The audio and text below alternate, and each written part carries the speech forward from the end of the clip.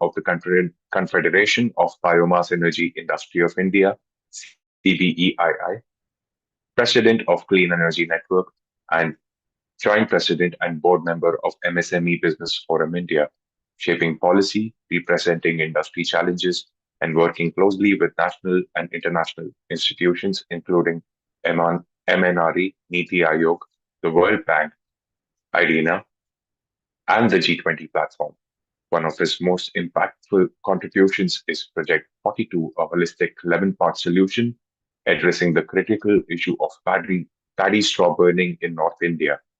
His presentations to the Prime Minister office and India's G20 leadership have positioned biomass energy as a practical and scalable climate solution. Equally inspiring is his work in eco-cremation, replacing traditional wood with biomass briquettes made from agricultural residues. What began as a sustainability initiative has evolved into a powerful social movement, with cities like Chhatrapati Sambhaji Nagar becoming national case studies in environmentally responsible Agni Moksha practices. A sought after global voice, Sir was invited to speak at the University of Cambridge in 2024 on sustainable business, green biomass, bioenergy, and entrepreneurship, further underscoring his role as a thought leader on the world stage. His work embodies the spirit of Jai Jawan, Jai Kisan, Jai Vigyan, integrating national service, farmer prosperity, and scientific innovation into one cohesive vision for India's net zero future. Today at Vishwa Talks, we are privileged to hear from someone who's not only building businesses, but building ecosystems, not only addressing climate change, but reimagining livelihoods, dignity, and shared value. Please join me in warmly welcoming Sir. Without further ado, I now invite Lieutenant Colonel Monish Ahuja retired to share his insights on how to power your businesses with sustainable energy. A very good morning again, sir. Good morning, everybody. Jai Hind. Thanks, Trishant, for the warm welcome and for the elongated introduction. Thank you so much. It's a pleasure to be back at Vishwa Talks. This is my second edition after many months. Thanks to the Vishwa team for inviting me to speak on this important topic. Entrepreneurship is definitely one of the key factors, but more importantly, sustainable energy solutions, sustainability needs to be a way of life.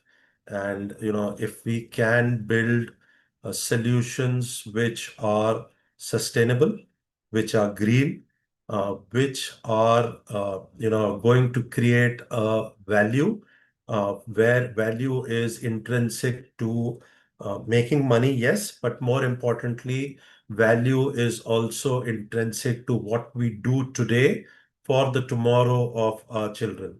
And hence, it's a collective responsibility for each one of us to do our bit, however small or large it might be, immaterial, but to start imbibing sustainability as a way of life in every action and step that we take.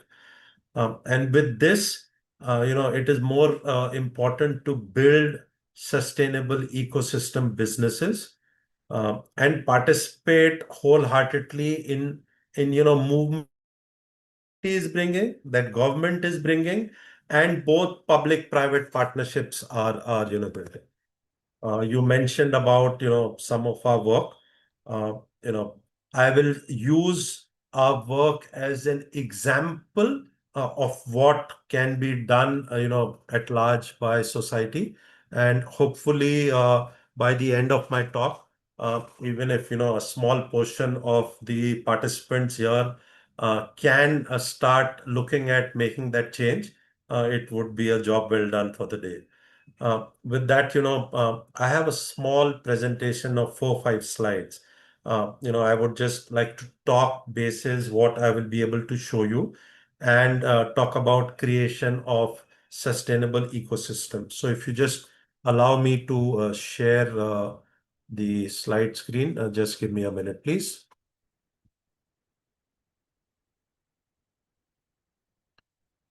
And kindly confirm to me if it is available on the view screen for everybody. Yes, sir. Thank you. So, what what you see here as one of the photographs is a rice paddy straw. And this is something which is sequestered, captured carbon. And, it is one of the many crop residues that we work with. Now, we work with the farmer community and we work with what we call as village level entrepreneurs.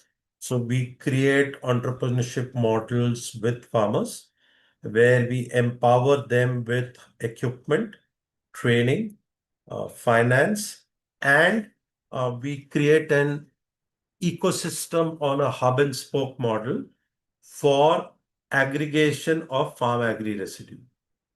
The disposal of this farm agri residue is a problem for the farmers. More often than not, within India and globally, this is burnt. The farmers want the field to, prepare it for the next crop, and hence the easiest disposal mechanism becomes burning it, and which is the open field farm fires, and what we keep listening about Delhi going black, etc., because of this farm agri residue parali burning problem. So hence the photograph where we work and we aggregate this. Now, couple of things here. This is something which we started in India for the first time between the years 2006, 2007.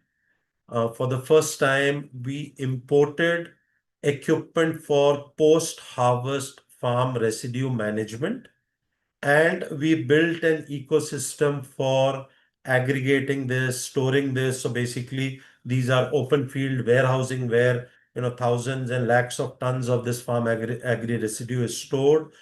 Created the hub and spoke model, and I think that pathway of a journey which started almost 2 decades ago, today has transformed into a movement where there are hundreds of companies, startups, new age businesses which have got into this upstream first mile supply chain management of farm agri residue feedstock.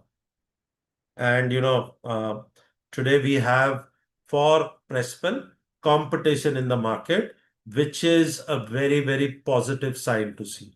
So I think the crux of where or what I would like to talk about is creation of a sustainable model where working with the farmers, we don't allow for open field farm residue burning.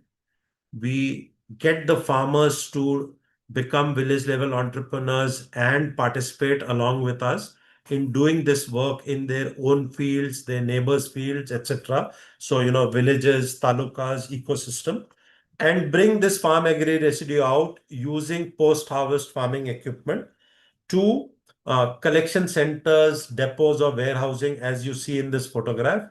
And then we store this for usage in a midstream segment of industry for the years, time. Now, that's the crux of the upstream, biomass to infrastructure.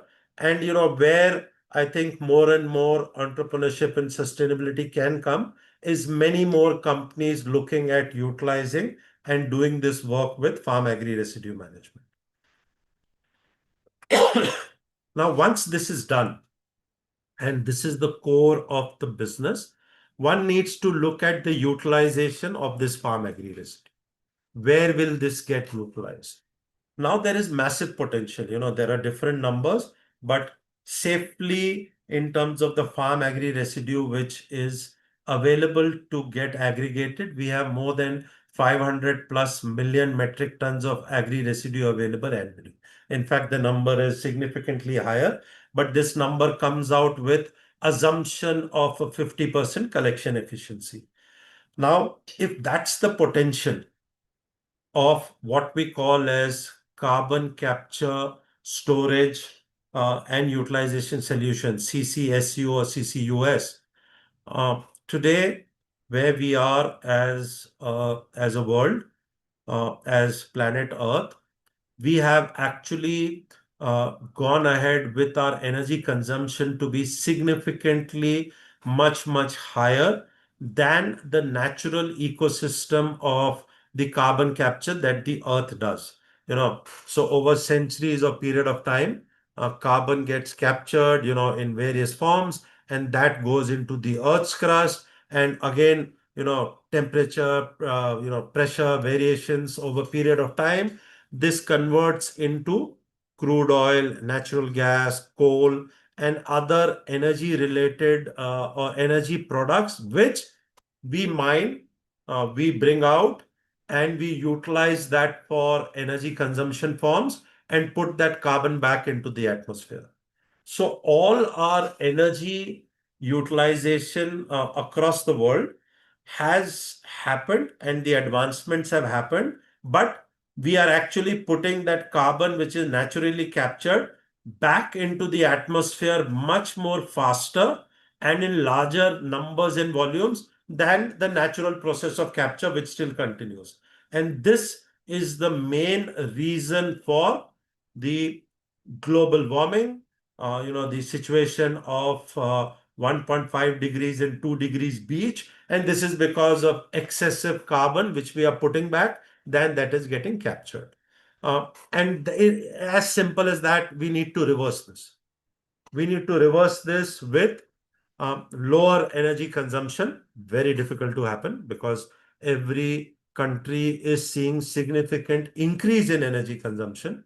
Uh, Industrialization, development from developing countries to developed countries, and so on and so forth. So we cannot have a situation of energy not being available. So we need to find alternate sources of energy availability in the same molecule or calorific value form as is presently utilized with trillions of dollars of energy midstream assets which are there: refineries, coal plants, steel plants, cement plants, transportation in terms of surface transportation, sea transportation, aviation, and so on and so forth. So can we find a molecule which is replacement in the same chemical form and use it in the existing systems? And if we can do that, then increase use of this molecule from sustainable sources will support in lesser quantum of extraction of energy from the earth's crust, and somewhere bring a balance and maybe tilt the balance to favorable conditions. That's what we need to do, and we need to do it as of yesterday. And if in that ecosystem, sustainable solutions with the 500 plus million tons that is being showed here in this slide, you can do this solution. So there is a journey of industrial decarbonization with urgency. There is a journey of expanding carbon markets where we can bring uh, non-fossil fuel carbon into usage and look at structures which can be financially viable, economically viable, sustainable, compliant with EHSG norms, and bring bankable infrastructure to the fore.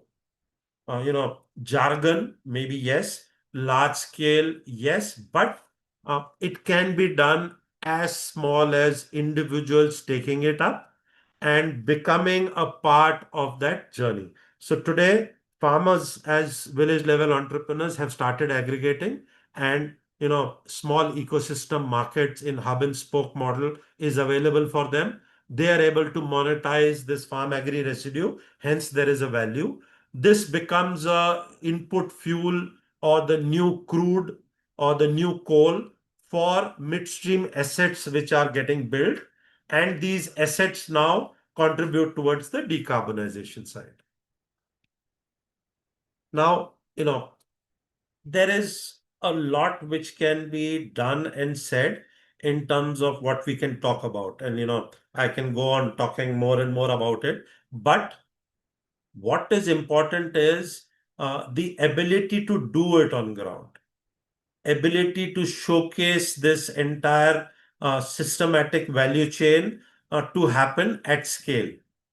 And that's what I think we have been able to bring. Like in the introduction, it was spoken about the Jai Jawan, Jai Kisan, Jai Vigyan, Jai Anushandan, as Honorable Prime Minister has added. There is an entire ecosystem of youth, or the Jawan as we call it, the Kisan, the farmer, the Vigyan or the science around it, and today the R&D development or the Anushandan around it. This entire system of integrating upstream supply chain management, midstream assets, downstream market creation, and around it the entire financial viability of such projects is something which is execution reality today. We have done it. Many more companies are doing it. And this is where there is an entire new segment of energy generation, energy creation, and energy replacement of fossil fuel, thus bringing new avenues of entrepreneurship, bringing new avenues of sustainable businesses, bringing new avenues of job creation, bringing new avenues of work which can be done. And in the scope 1, scope 2, scope 3, energy utilization, reduction of the carbon footprint. Another aspect around all of this is uh, when we are saying that there is sustainability and carbon footprint reduction, how do you measure it? How do you map it? Who measures it? Who maps it? How is it reported? So solutions now are getting developed, which are technology based, AI based, blockchain based, where it is about DMRV, digital monitoring, reporting, verification. There are solutions for tracking and traceability of this carbon. There are solutions for a digital energy footprint to get created. So we are bringing technology and science to get intertwined with simple aggregation of feedstock to bring the tracking and traceability of where it is getting aggregated from, which farmer has not burnt it in his or her field.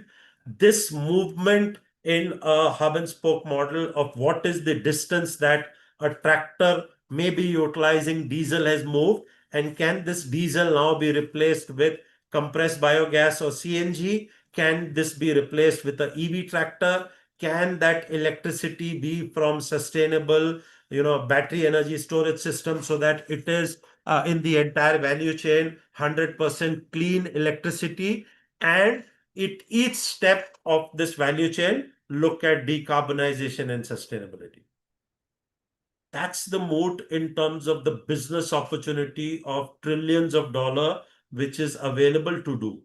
And on this execution reality slide, that is what we are talking about. The assumptions of where you start from, the feedstock availability, technology in terms of efficient conversion, the carbon premium to be assured. So India today has developed its own carbon trading scheme, the carbon market, and thus it opens up of avenue for sustainability to come in for each of the industrial practice. And for that, you are able to get some capital, some money, some monetization to happen from the carbon trading schemes. So you need to be participated there. You need to understand there, understand the real world solutions to bring. It is fragmented, it is seasonal, it is variational, but can you bring a solution around it? Yes.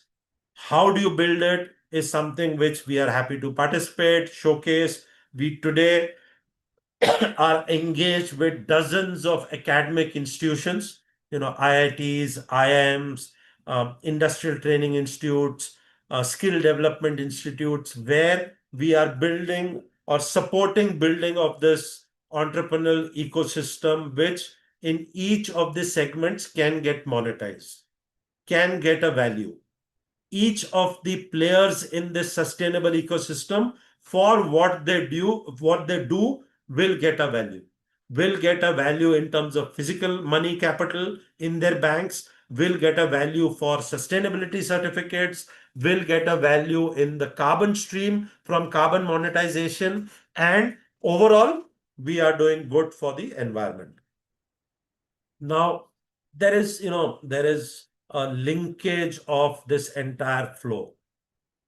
Ultimately, when we talk about sustainable practices, when we talk about clean energy, when we talk about carbon management, when we talk about industrial shift, all of it, while are different segments, when we talk about financing around it, the carbon markets development around it, each of it is a different field, but each is intertwined with the other. Look at solutions. I'll give you an example. And again, in the introduction, they spoke about what we do in terms of eco-cremation. In my last Vishwa talk also, I had made a small reference about it. We are the largest Hindu population in the world. Because of our societal norms and traditions, we want Agni Moksha for disposal of a body. In the Agni Moksha, the most widely used form even today is the cremation based on tree wood. With every Hindu cremation in the country, there is 20 years of tree life, basically 2 trees which are cut down. In India, in terms of a number today, we have 28 trees per person. That's our number, one of the lowest in the world. Canada, the number is 10,600 trees per person. While we might have a large forest cover, we might have large number of trees, but we are a large population, and hence, if you look at the per capita tree density number, India's number is 28, one of the lowest in the world. So how are we going to get a carbon sink? Difficult. Any city, and please look out and look at the sky. And maybe we can do a poll. How many see a blue sky? You ask your kids today, what is the color of the sky? The textbook might say blue, but you don't see a blue sky in India. It's gray, it's black. AQI index is only a measure of the carbon or the PM2.5 that you are breathing. But there is no blue sky. There is no carbon sink. 28 trees sequestering carbon for each individual is way, way less than the carbon that we are putting back into the atmosphere. And hence the situation is today gone from bad to worse, and it is still going to go to worse with each day that we are moving ahead. So we need to do something, very fast. We need to change the ecosystem. Can we save 2 trees per cremation? And if we save those 2 trees, you're actually saving 40, 50 years of residual tree life. Look at what that tree has done in its 20-year cycle that I mentioned, how much CO2 it has sequestered in its growth, captured that carbon, put it into the Earth's crust, including in its body of growth. And what do? We cut it and we release that carbon out with each cremation. So the change which we attempted to do, and today we are doing it at scale, is use this farm agri residue, as I had shown in the earlier pictures, densify it into briquettes, and take those briquettes into cremation, replacing 100% wood in that cremation. So you are getting Agni Moksha which the society wants. You are getting to see the burning of the body which society wants. You are able to save trees, but in effect, a sustainable change management practice which we have achieved at scale, showcased it at scale, resulting in 2 trees getting saved out of the 28 with 40, 50 years of tree life residual, continuing to sequester carbon, and also resulting in a circular ecosystem of carbon capture in the farm agri residue photosynthesis, using for the same burning which society wants, and a subset of it going back. Now, this practice, and we are working now with government and the policymakers and regulators for such change management practice to also get carbon credits. If planting of a tree is in the nature-based solution, getting carbon credits globally, that tree not being cut and having another 40, 50 years of residual life also logically should get carbon credits. So this change is now going to get carbon credits, and thus you will be able to monetize it as an economic ecosystem in sustainability. So similar kind of multiple solutions. Now, if this has to be done, how will you get carbon credits? So somebody has to have a baseline. There has to be a baseline study of what happens when wood burns. There has to be a digital tracking and traceability of cremation actually having happened on 100% briquettes. Somebody needs to monitor it, report it. Somebody needs to verify it. Once all this of a digital monitoring, reporting, verification has happened, then it needs to be available on a platform. It needs to be in a digital token form so that that token can be traded. And all of this entails technological interventions to start coming in a change management across a sustainable change ecosystem that we are building. So you need technology to come in. You need people with jobs and such technological interventions for a simple thing like burning and disposal of a body. So this is one example I have tried to give, but look at the scale. Look at the number of Hindu deaths, and we are ever increasing population of, 1.4 billion plus today in the country. If you look at the death rate at 1.7 percentage, look at the numbers. So Aurangabad as a city, average we have between 325 to 350 eco cremation per month, and that means per month we are saving on an average 700 trees from being cut. And if you start extrapolating these numbers, so just as a number, we released a press release in July of last year, and that was a point of time where we had made sales of INR or rupees 1 crore of briquettes in about 10,200 kind of number of cremations which had been done, but that resulted in a 930 crores of national asset of wood value getting saved. Humongous. One city only. So, look at this going to today, we are doing it in about 25 cities across India. And hopefully, in the next 5, 7, 10 years, we would be across more than 100, cities across India doing this. Now, this is something which can be done by anybody.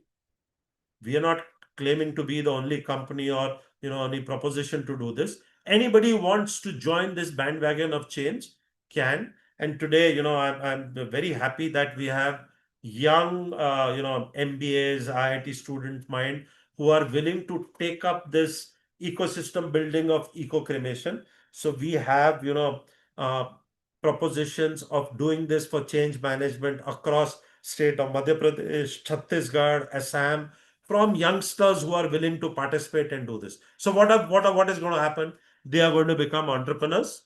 They are going to create jobs. They are going to create sustainable, investable climate infrastructure change to happen in normal societal practices and norms which are there. So I use this as an example to try and explain what can be done. Similarly, large scale industries, today in this present budget, there is a capital outlay for 20,000 crores for CCUS, carbon capture, utilization, storage. This is the first time it has happened. What has got acknowledged? The fact that we need to capture carbon from the atmosphere much faster than we are putting it, what I spoke about earlier. So there is a budgetary allocation from the government towards that. So what does it mean? If you and me start capturing carbon and start storing that carbon and utilizing that carbon, government is actually going to pay us for it. This is new. Anything that you can do in this segment is new. You are going to create businesses out of it. So today's solutions of carbon capture, storage, utilization, new age businesses are coming. Where will this carbon get utilized? It'll get utilized in the energy bit. It'll get utilized in the carbon markets. It'll get utilized in decarbonizing industry, decarbonizing agriculture, decarbonizing processes, decarbonizing transportation, surface, air, sustainable aviation fuel, methanol for shipping, ethanol for petrol replacement, biodiesel for diesel replacement, compressed biogas for CNG replacement, replacement of that compressed biogas molecule for cooking, and all of this is happening. So this is where I would urge participants to look at building such solutions, and more importantly, this sustainable ecosystem now accords you opportunity to move away from a job seeker to a entrepreneurship journey and actually become job providers. So if this change management participation happens, each one of us could actually become job providers in the ecosystem and wherever you are. Not necessary that we have to do everything. You could be on the tech side of it. You could be actually on the implementation side of it. You could be EPC companies. You could be aggregation, aggregators of the feedstock. So this biomass is the new oil. Data, like we say, is the new oil on the technology side. This farm agri residue is the new oil, is the new coal, is the new natural gas. And this is getting utilized in this, energy change management. Now, what do we need? What do we need? We need a infrastructure mindset. Each of these actions that we do need to be predictable. Each of these actions that we do should be repeatable. It should be available. Each of it should be auditable. And if all this is happening, then yes, it should also be investable. So if you start small and you start growing that, each of this element of integration will happen. And Prespel today, in our 14th, 15th year of business journey, is exactly what we do. We are able to utilize this farm agri residue in the entire energy value chain of various use cases of it. And thereby, we have created a business ecosystem which is predictable, which is repeatable, replicable by many more press spells of the world which are coming up. It gets audited, the carbon footprint gets audited, business gets audited, and it gets financed today.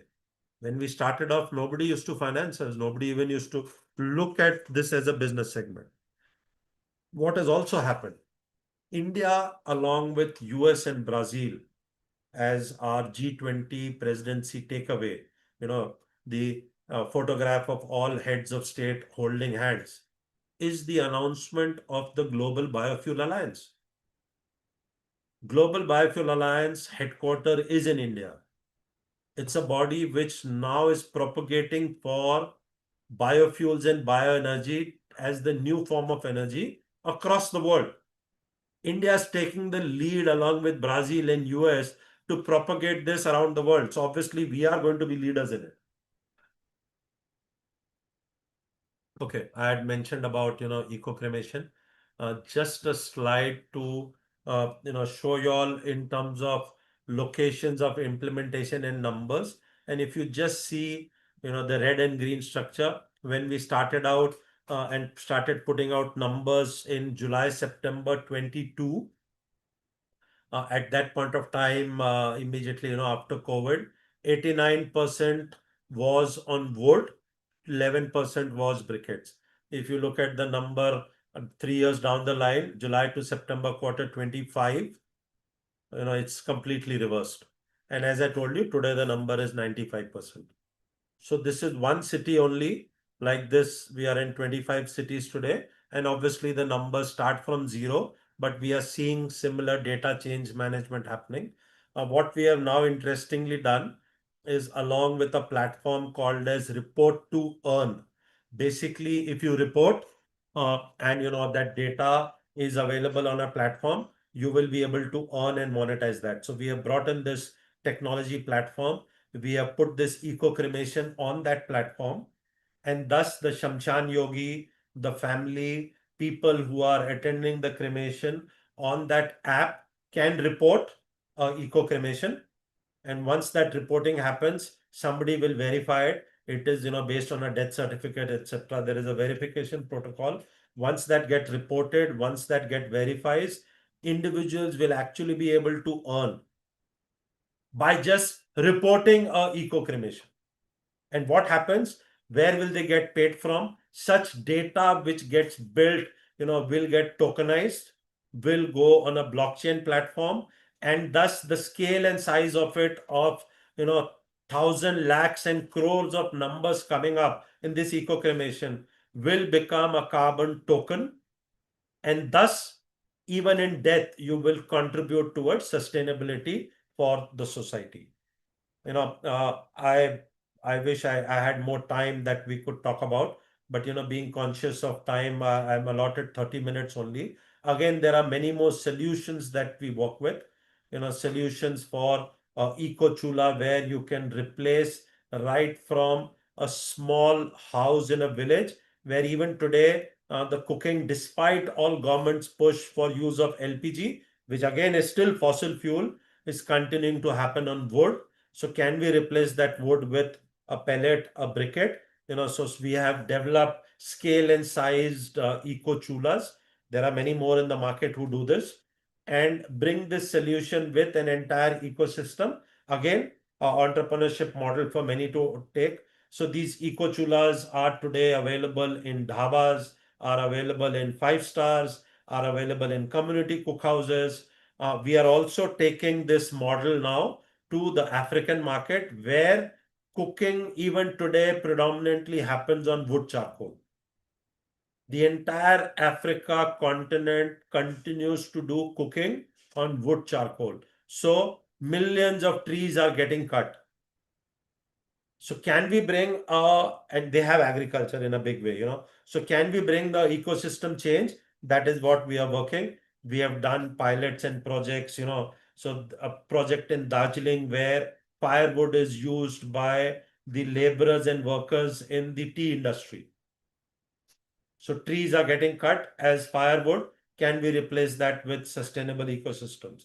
So, there are multiple such projects which can be done across the entire value chain of conventional energy usage and replacement to bring in. Today we have cylinders in terms of LPG, but look at the ecosystem of that cylinder movement. LPG in itself is fossil fuel, but for that LPG cylinder to reach our house, there is a truck system, there is a tempo system, which is burning diesel for that to reach our houses. It is getting changed in cities with natural gas pipe systems, city gas distribution systems. But even that, in that, the LPG which is coming is fossil fuel. So even in our cooking, we are using fossil fuel. Can we replace that? So these are, solutions that we are building. We can replace that molecule with compressed biogas molecule in the city gas distribution system. Today, government has made it mandatory to 2%. It is going to increase to 5 and then 20%. Thus, we are replacing molecule. Where is this going to come? It is going to come from this compressed biogas. It is going to come from the biodegradable fraction in municipal solid waste. So from the waste streams today, replacement molecule of conventional energy is coming. I've spoken about various processes. I would, pause here so that we could make it interactive, open for questions, and happy to answer them. I would request the Vishwa Talk organizers to take those questions and, put it across. Trishant, you can do that. If somebody wants to ask a question for it to be interactive, happy to answer that as well. Oscar, we'll move on to the Q&A shortly. Um, Thank you so much, sir, for the main talk. Uh, Before we move on to the Q&A, I'd like to just take 30 seconds of everyone's time for a quick poll. This will help us get to know you better and curate the future topics that we bring to you. A big thanks to everyone here today. Your presence and participation means a lot. While you fill out the poll, I would also like to extend my heartfelt thanks to our esteemed speaker, Lieutenant Colonel Monish Ahuja. Thank you, sir, for your service to our nation and to Mother Earth. Um, and thank you so much for your time as well, sir. Uh, so I'm just while everybody's answering the poll, I'm just gonna go do a brief overview of the session. So it covered key points. The first one was farm residue management. Pressville pioneered post-harvest farm residue aggregation in India 2006-2007, preventing open field burning and creating a hub and spoke model where farmers become village-level entrepreneurs. India has 500 plus million metric tons of agri residue available annually. Second was carbon challenge. The core problem is that we are releasing carbon from Earth's crust faster than natural processes, causing global warming. The solution is finding replacement molecules that can work in existing energy infrastructure. Third was eco-cremation innovation. Traditional Hindu cremations consume 2 trees, 20 years of tree life per cremation. Westfield developed briquettes from farm residue as 100% wood replacement. In Aurangabad alone, this saves 700 trees monthly, with India having only 28 trees per person versus Canada's 10,600.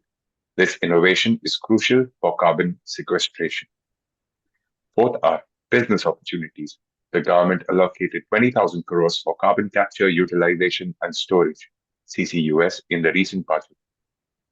This creates entrepreneurship opportunities across the energy value chain, from feedstock aggregation to technology solutions.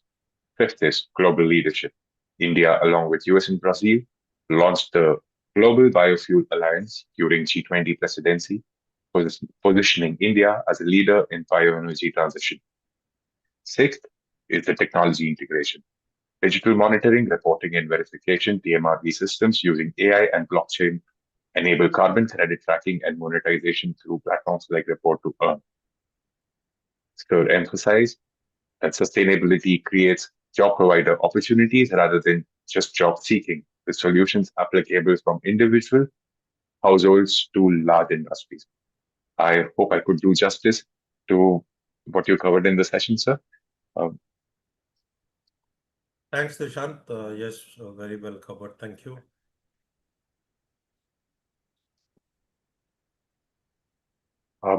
I'd like to now invite Vishwas founder, Shivani Malapthi, to initiate the Q&A session. Good morning, ma'am. Good morning. Good morning. Namaste, Colonel Ahuja ji.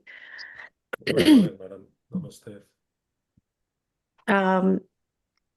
This is a very much needed subject for today's generation, and there's a lot of lack of awareness among people about this subject. Everybody can see waste everywhere. Everybody can see farm waste everywhere, but how to harness it, how to direct it towards a more meaningful usage is something that you have explained, and the need for it to reach to every corner of our country or the world is very important, especially at a stage when we are exploiting Mother Earth in a very big way.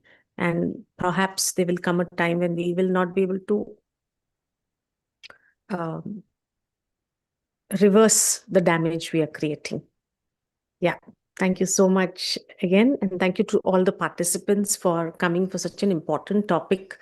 And thank you to the Vishwa team, in spite of humongous amount of breakdowns and health issues everybody is facing. Everybody is making this happen. Thank you so much. We will go to our first question. Mr. Shmel, would you like to ask your question? Please unmute yourself. You hear me? Okay. Thank you very much. Very, very interesting presentation. And I want to ask you next question.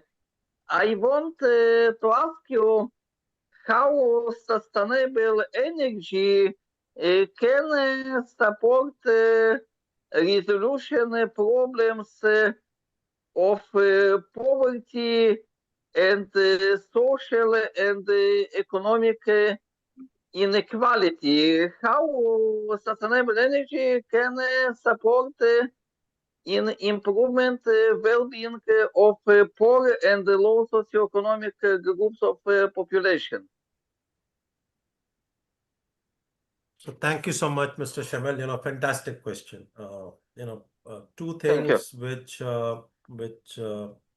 are clearly evident, and data talks about it. When you look at the first mile aggregation, it's working with the farmers, the village level entrepreneurs and when I say entrepreneurs, because they work for themselves in this supply chain management aggregation. And when they do this, in this segment, they earn money. So from a waste stream, there is money which goes into their bank account for the work that they do in terms of the aggregation and storage. There is a equitable sharing of wealth and resource of the value chain. So if you look at the final energy cost, let's take, for example, you take the energy cost for replacing coal in a thermal boiler with farm agri residue based briquettes or pellets. And when you work backwards on the cost sharing, while there is a saving for the industry, it is cheaper than fossil fuel cost. But if you start working backwards, there is a entire value chain where this energy value gets distributed. Now, this goes right up till the farmer's pocket.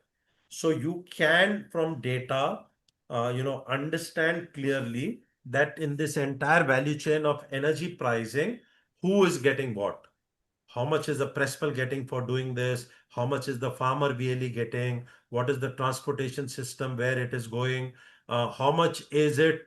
Whoever is working in that value chain, where in an equitable manner that sharing of the wealth or the resources happening.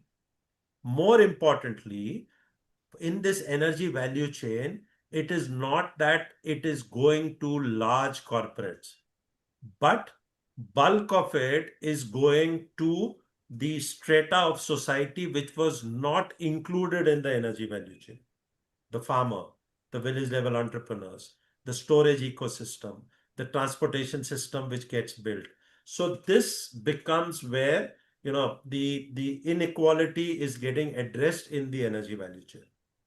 Secondly, when you are looking at a carbon value, and I spoke about solutions that we are building and many more are happening, in that value also there is an element of a pricing of that carbon credits which will get shared in the entire value chain, starting from the farmers in itself. So there is a equal distribution, or I wouldn't call it in terms of equal, there is an equivalent distribution of wealth in the entire value chain in who's doing what, which is tracked, which is traceable, and which is auditable in the functions that I spoke about. Thank you very much. Thank you. Thanks for the question. A lot of people have been talking about carbon credits, and it is, as you also said today, it's more um, convertible into amounts. Can you elaborate on it, sir? Sure. So, madam, for the decarbonization to happen, for large scale industrialization, why is a carbon credit market available? It is available because the solutions which are envisaged to be put in place require a gap funding. These are not presently commercially viable solutions. And since they require this gap funding, how is it going to come? This is going to come from a carbon credit certificate, which would get issued based on digital monitoring, reporting, verification, DMRV solutions. And if and when these certificates are issued, then these certificates are purchased. Again, it's a market, a platform market, demand and supply, situations. But it is a commodity now which will be bought by the polluting industries so that they can decarbonize, which is the norm, which is the mandate, which is the mandate of decarbonization globally. Each country has set that target, each industry has set their targets, etc. So let's take example of the growing data center industry. With AI coming in, the data center boom is there now. If you look at this data center boom, this is a energy guzzler, 24/7, 365 days a year, and it is going to continue. How do you decarbonize this? So this energy decarbonization is also happening by purchasing this carbon credit certificates. So if you look at in the recent times, there is a new process of biochar as a product, which requires a technological intervention, and the same biomass that I showed gets converted to biochar.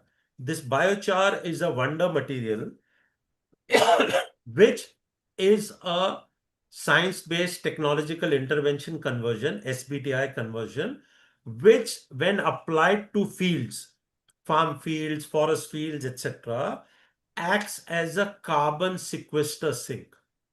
So if I produce biochar and I apply biochar along with the farmer to a farm field, this has a long gestation period of carbon sequester.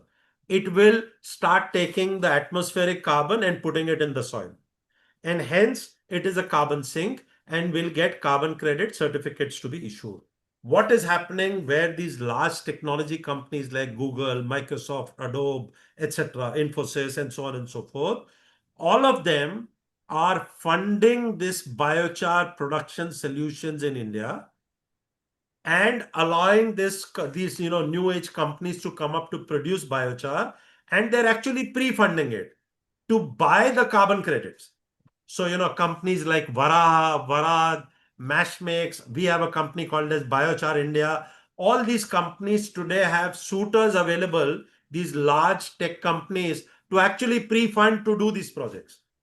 So, if you pre-fund, you will sell cheaper. But if you actually do the projects and bring those credits to market, these credits are CDR credits, carbon dioxide removal credits, which are much, much higher price than the conventional carbon credits, which are replacement credits.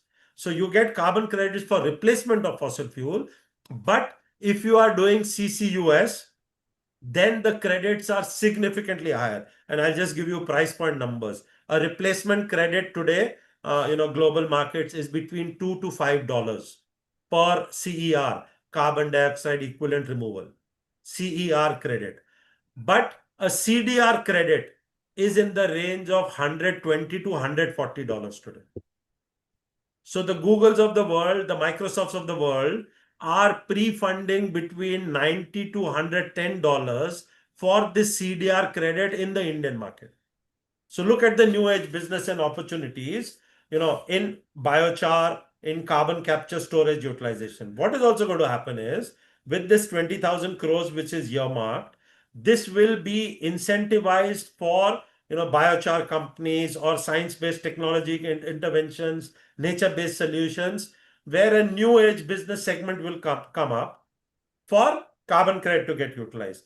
So somebody will have to do the measurement, reporting, verification, issuance of these carbon credits, and thereafter you will monetize it on the platform like a trading platform. You will hold these credits in a digital form, but whenever you sell, there will be a price point. So obviously, you will have variation trends, and you can sell it in the Indian market or the global market.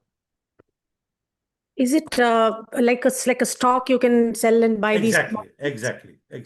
But the issuance of that stock will happen after a process of doing the action, after a process of it getting monitored, reported, verified by agencies which are mandated to do these audits.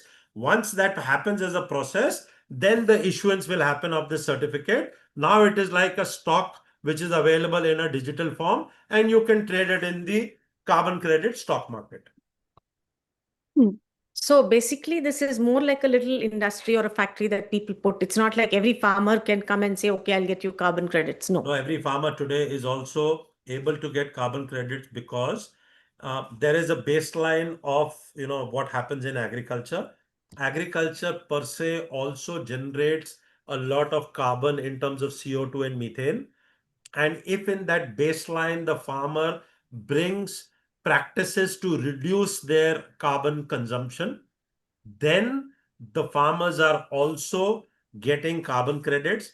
So this is regenerative agriculture. This is progressive agriculture.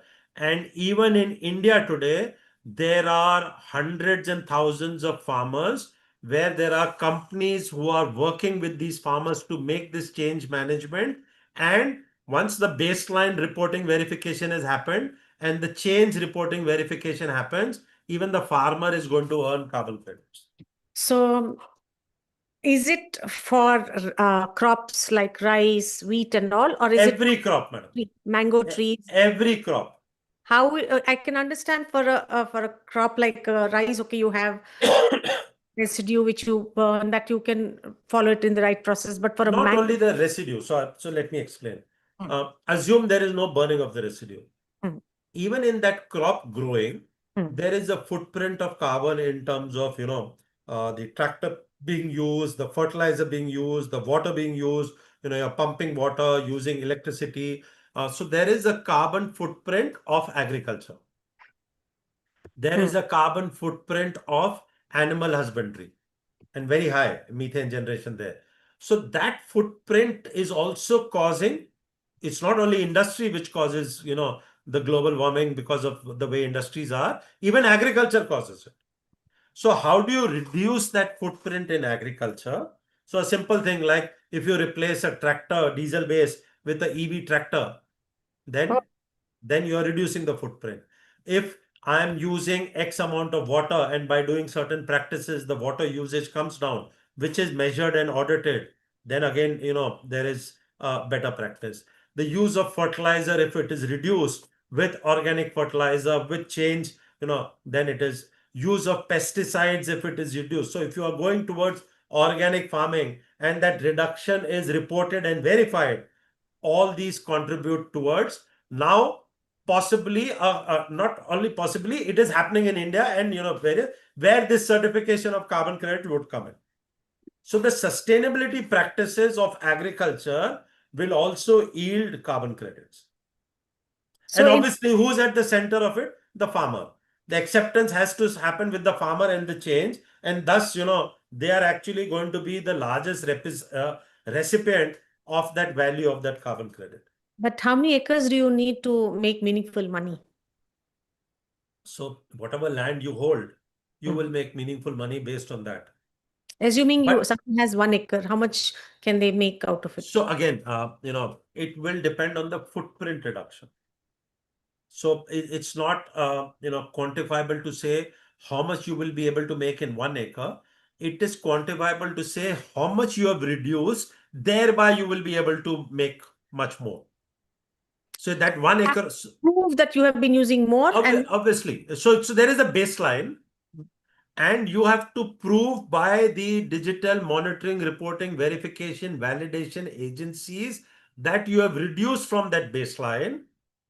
And thus the gap of that reduction is what will, so the more the gap, the more the monetization. So it's not a simple answer to say per acre will give me this, but what potentially a per acre can give is from the baseline. If I go to 0, that is the maximum that I can get. Again, there is a question, what is the value that this is going to trade at? So it's a demand supply. Today there is no carbon credit or credits available, hence the demand is much more, you'll get. But tomorrow if there are millions of such credits available, then a point will come where the market will stabilize. Ma'am, you're on mute. Sorry, not able to hear you. so if I change from using electricity to solar this year, so this year I will get carbon credits, but will I get it next year? No, so you will get it year on year, yes, Mm. for a period of time. Once you change, it's not that you just change and you get it. You will have to engage with agencies which do this process of monitoring, reporting, verification, audit. They will have to be participative. And once such reporting and audits happen and the issuance of credits happen, so it takes time. It's not that just changing and you will get the credit. Yes, the farmer will do only the part of the change, the practice of change, but there are other agencies who would be involved in this ecosystem to do all the other paperwork, actions, etc. And then the credits would get issued. And who would the credits get issued for? For the farmer. Now, all these agencies are also going to do some work. They also need to get paid. Ultimately, there will be an equitable distribution in the ecosystem of how much should get paid to the farmer, how much should get paid to these agencies, how much should get paid to the platforms. All this is also happening today. Okay, next question is from Mr. Vasant Kumar Mysore. Yes, please unmute yourself. Hello, namaste. Namaste. Namaste, Can you sir. hear, sir? Yes, sir. Namaste, sir. I can hear you. Ahuja Sahab, it was a wonderful experience for me because as an environmentalist, I was always perturbed about this carbon credit business. What's happening is a few years ago, there was a big fiasco about misusing carbon credits. And many multinational companies used it as a trading mechanism for making fast money. I don't know to what extent it is correct, but quite a few things have happened because carbon credit was a trading factor. Anyway, that apart. Second thing, sir, as you know, tobacco industry is using, particularly tobacco farmers, are you felling millions of trees for curing FCV, that is flue cured Virginia tobacco. I'm from Mysore, and around this belt, every day, 15 to 20 lorry loads of wood logs are traded near Hunsur, Periyapatna, and other places. They are buying those things. We don't know exactly from which corner they come from, because Coorg is very near here, but to what extent Western Ghats are also near here. And as an environmentalist and also an anti-tobacco activist, I have followed these things and found out that millions of trees are cut every year for curing millions of tobacco the crop. They are burnt in barns, and government has the capacity to control them also. But they are not able to control this kind of a felling, which is totally illegal. We don't know to what extent it is legal or what it is illegal. But it is a fact that these hundreds of lorry loads are brought every month. And they are buying, farmers are buying and storing it, drying it, and loading it in barns and curing the tobacco crop by hanging that bunches of tobacco leaves inside the barns. There is a limit, there should be a limit for everything. And it is unfortunately, nobody is bothered about such an illegal felling. And as you know, tobacco kills. It is not a good thing. FSSA has certified that it's a poison. Still, the government continues to levy some taxes, auction them in government platforms, and then become what you call culpable homicide, not amounting to murder. Knowing fully well that cancer, cigarette smoking or gutka, and these burning of woods are causing a lot of climate change, global warming, CO2, methane, and other. What is your view about replacing wood to help farmers to cure their tobacco with biochar or some of your products? So, Thank you. thank you, sir. Thanks for your question and highlighting a big problem which you are seeing yourself. On the first part that you said, in terms of the carbon credit situation, you are right. The word there was or is greenwashing.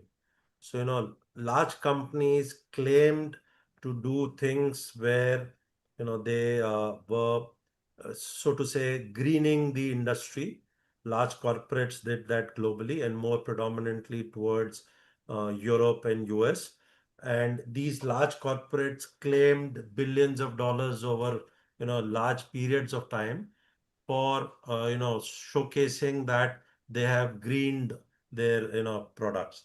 But unfortunately, it was not so, and then it got termed in those audits as greenwashing, and thus more and more emphasis now on the reporting and verification and processing has come about. So, that's why it's not that the carbon credits today would get only issued. That's why the carbon credit market also saw global crash from numbers which were as high as between $10 to $15 per credit, went down to situations of actually no value, and today between, $2 to $5 per credit. And that change now is again happening, where based on verifiable credits only you would get the benefits of it. So unfortunately, as people, or as societies, every good that we want to do, there are scrupulous elements who find loopholes, and monetization and quick money and quick bucks are made. So that has happened. Unfortunate, but today more and more processes are trying to club that. So that's on the first part. So today, if you are going, wanting the credits from a clean business structure to do, you would have to have auditable, verifiable credits or processes, and then only you will be able to get that value. On the second part, in terms of the tobacco industry, and uh, again, it's an industry which is in a way that one of the largest revenue sources for government. While in terms of mitigating the cancer, health, etc., government does a lot in terms of taxation, etc., on each cigarette bud or a packet. And the every budget, the taxation there goes up, but the consumption has not gone down. So people still continue to consume that. And thereby the revenue for the government is increasing from the taxation. So it is about a societal change management which will be required for moving away from cigarette, tobacco, tobacco, etc., which will take significant efforts to happen. But in terms of the process in which, the way that you mentioned, that trees are being cut and for curing it is being used, there is possibility of better sustainable solutions to be brought. Now, that is something which will need to be taken up. Again, it is about baselining the present processes and creating systems to improve that, and thereby, as a change management, create ecosystems for carbon credits, or credits to be available for that. Very difficult for governments, regulators to control such large scale felling or changes, because people do it. People are vote bank, people are following processes. Intervention from government to come and stop that maybe is not possible as a structure. So it is imperative that, since you yourself mentioned you are an environmentalist, and you're looking at this and you're seeing this problem statement, so the problem statement is defined. Once that problem statement definition is kind of put on paper, then solutions for it can also be put on paper, and that change management structure to be brought in. And once you start working on this, sustainable practices kick in, and then the value monetization is possible to happen. At least what will also need to be seen is what are the present numbers for this farmer to get that log, to buy this log, what is the price point at which they are getting this. And if in that change management a solution which is cheaper than the present price point can be brought, then it's a no-brainer, it will happen. But if the price point is higher, then there is a question, why will that farmer do it, and who's going to bridge this higher price point? So you will have to do this work of mapping both out, and then building projects and solutions around it. There is also significant philanthropic capital available to do such things. There is large scale capital for NGOs for such sustainability build-ups, which is available. So if you can build such kind of projects, so I'll give you a simple example of a project which is happening in Nagaland. There is an organization called as IDAN, IDAN. It is an organization built in a public-private partnership. Government of Nagaland is leading it. It is about the change management of forest management of the jhum cultivation or jhum farming, which the people of Nagaland do. All the land there, all the forests there is not owned by government, but is owned by community and people. That's the tribes there. And it's all tribal land. So if you have to bring change management over there, people have to get involved. This organization, IDAN, has, along with capital from Japan specifically, built a project which is ongoing, where billions of dollars of carbon credit equivalent is getting raised, and such carbon credit is coming into a pool, and that pool is becoming like a bank of capital, which is now supporting the entire change management. So the example which you gave, is a fit, problem statement for similar solutions like IDAN is doing for it to happen. Obviously, somewhere somebody will have to lead it. In Nagaland, there is a very astute new generation politician who's leading this. He's not taken a government position of a ministry, but is the chairman of this IDAN.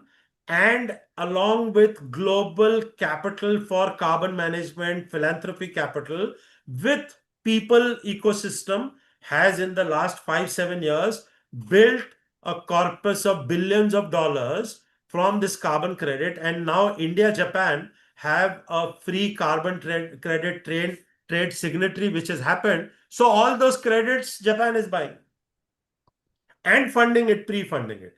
So similar kind of funding capital can come to the problem statement that you talk about, and solutions can be built.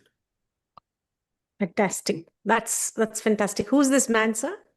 One politician, Mr. Abu Mehta. Abu Mehta. And he's a localite. Oh, he's a Nagaland localite, yes. IDAN is the organization. You can Google it. You will Abu see the Abu Mehta. Mehta. Yeah. Fantastic. I mean, So follow him. I follow him, though I don't know him personally, but I follow that organization and in the kind of work. And they are creating a carbon credit ecosystem bank where billions of dollars will get accumulated, and that capital base will become the base for people to actually draw from that. So it's a carbon credit bank which is coming into being in India. fantastic. I mean, this is very inspiring. There is a question from Mr. Pranab Kumar Mahapatra. This can be best solution reducing Pareli burning. Why this has not been supported by local government, central government? Why the farmers are not participating in the ecosystem for better social benefits? One, yes, this solution is there. There are many solutions which are available. It is not that the farmers are not participating. The farmers are participating. So wherever, whatever is happening, farmers are participating. It requires billions of dollars of investment to happen in the midstream segment for projects to come up. It requires downstream market to happen, price points of that market change to happen. And all of this needs government intervention at the central level, state level, for a medium to long-term implementation strategy. These are being put in place, but there is no quick fix solution that it would happen as of yesterday. Just to give you specifically asked Parali. So I have written something which is called as Project 42. It is available in public domain. It is called Project 42 because it is a solution for 42 million metric tons of Parali which burns. Project 42, if it has to get implemented, requires a capital allocation of $30 billion, right? Today at dollar at 93, 92, 93 rupees, you can, look at the capital which is needed. So $1 billion is 9,000 crores. Wow. $30 billion into 9,000 crores. That is the capital allocation which is needed. Who can do that kind of capital allocation?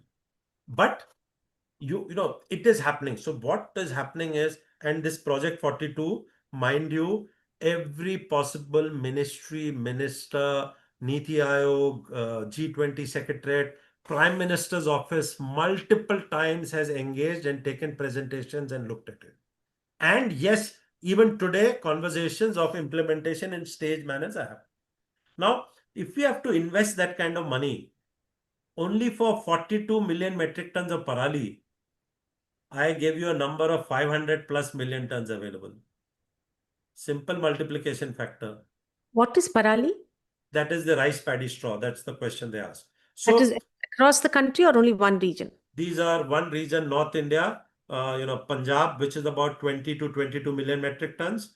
Haryana, which is between 8 to 9 million 10 to 12, and Western UP, which is about 8 to 9 million metric. So cumulatively 42 million metric tons. So if you have to solve the problem of burning for 42 million metric tons of only one crop of rice paddy straw, which requires $30 billion, look at the problem to solve for 500 million metric tons of farm agri residue. And just from, the question is regarding parali or rice paddy straw, the largest number of farm fires in India happens in state of Madhya Pradesh.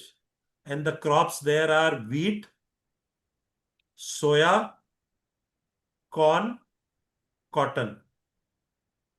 So the largest number of farm fires in India are Madhya Pradesh state, where there is no rice paddy straw. So if you have to solve a problem, it cannot be a problem solving only for North India because Delhi goes black. Aren't the people of Madhya Pradesh citizens of India? So same burning is happening across fields in Maharashtra, Karnataka, everywhere. And hence we need to build, the ecosystem that I mentioned across, and it takes time. In terms of prioritization, maybe government needs to prioritize it more higher because it has economic benefit, energy benefit, health benefit, environment benefit, sustainability, energy independence, energy security, job creation, blah, blah, blah. All of it fits to the T. But in terms of prioritization, maybe, again, that's a personal view. Maybe the conflict of interest, the large oil majors of the world, global conflicts are happening on energy. And here we are saying that India will become energy independent and 20-30% of energy will come from agriculture residue. Are the global big oil majors, global coal majors, countries which are dependent upon fossil fuel to be sold to India going to allow this change to happen? So there are significant geopolitical issues also linked, and thereby the large money bags actually don't allow this change also to happen. So it's a people movement to bring forward, sustainable changes to happen, government to get sensitized and, start implementing it. And more of it is happening. We have reached some numbers, again, much more desirable, faster desirability is also there, but sooner than later it will happen, right? It has to happen. There's no other way out. So you said this 42 tons is only Punjab, Haryana, Western UP, 42 million metric tons. and you said Punjab is 25, Haryana Punjab is 20 to 22. Haryana is between 8 to 10, and Western UP is between 10 to 12 million metric tons. So Project 42 is available in public domain. You can Google it and take it down. We are also happy to send it again to the Vishwa team and it can get circulated. You can have a look at it. So this Pareli, what is the full form of Pareli? So it is the rice straw, the agriculture residue, and in local terms in North India, it is called as parali. It's a language. It's a local language, colloquial word that they use. Otherwise, it is rice straw. Rice paddy straw is what is parali. It is Punjabi. Yes, it's North India basically. Okay. Got it. Professor Dheeraj Kumar, please unmute yourself. Okay. So, yeah, good afternoon, Lieutenant Colonel Ahuja ji. So, it's the first time I'm hearing you. So, I am Professor Dheeraj Kumar Mahajan from IIT Ropar, and I work extensively in sustainability, and I'm also faculty advisor of one of the prime startup called Biofield Power, which is emerging from IIT Ropar, which is basically making an Uber for biomass management only. So, and in this startup, we are working on bringing low cost solution for MRV, like monitoring, reporting, and verification of carbon projects involving biomass. So, can you give an example of MRV which will be applicable for a parali management, like which happens in November, or in biomass in general from fields in Punjab? Like what technology intervention is required if we need to set up a low cost MRV for a carbon project? So, Professor Saab, thank you for your question. Yeah. Mhm. I am aware of what you are doing in your work. We do follow that. Oh wow, thank you very But much. we also work with multiple more IITs and IIMs, etc. Okay. Mhm. So, again, compliments for doing this. Thank you. You will need to first set up the baseline. That is very important. Yeah. Mhm. So presently, if you look at a baseline for, let's take a use case of parali management, Mhm. then what is the present practice which is happening? Yeah. So if you look at there are 5 steps to the parali being removed from the fields. Mhm. The first is after the combined harvester has moved, Yeah. this parali or rice paddy straw is available in the fields in 2 Mhm. forms. One that Mhm. is thrown out from the Mhm. combined harvester, and the Yeah. second which is still standing in the field. So the Mhm. first step which is happening is cutting.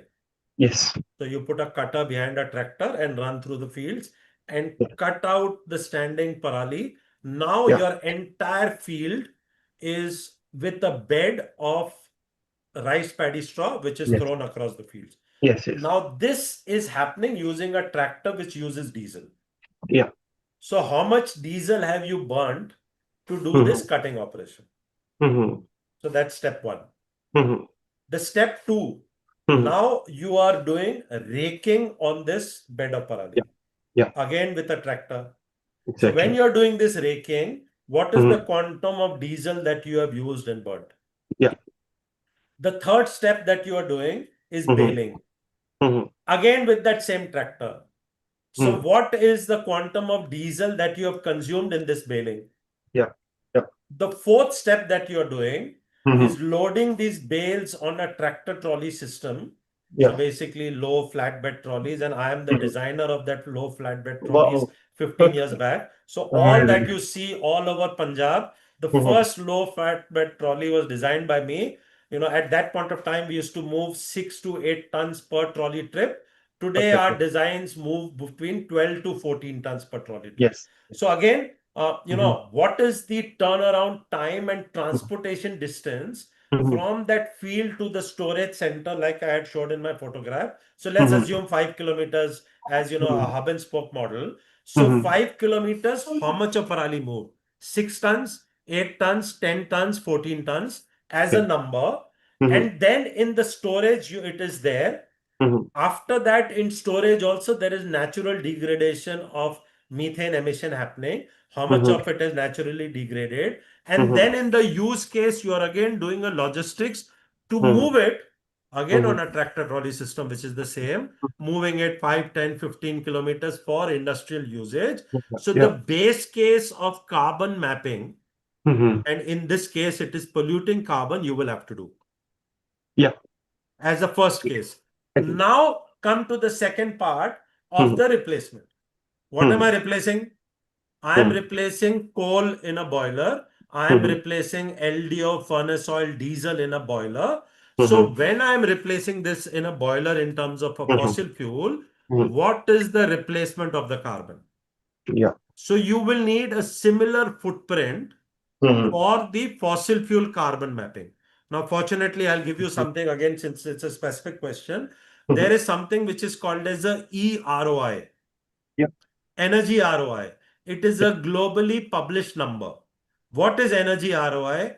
Energy ROI is the amount of energy consumed in barrels equivalency for barrels equivalency of energy to be available with a consumer.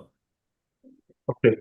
So the initial, and if you look at data of this energy ROI, initial energy ROI numbers were 1:6, which means 1 barrel equivalent of crude is consumed for 6 barrel equivalent of product to be available to consumer. This number has now gone to 2:5. So 2 barrels of crude equivalent is consumed for 5 barrels of crude equivalent product to be available to us. That means we are going much more deeper, drilling newer wells, going deeper for coal because the tables are going down, and transporting it larger distance among continents. If Venezuelan oil is going to come from Venezuela to India, it is going to transport more distance from it coming from the Gulf.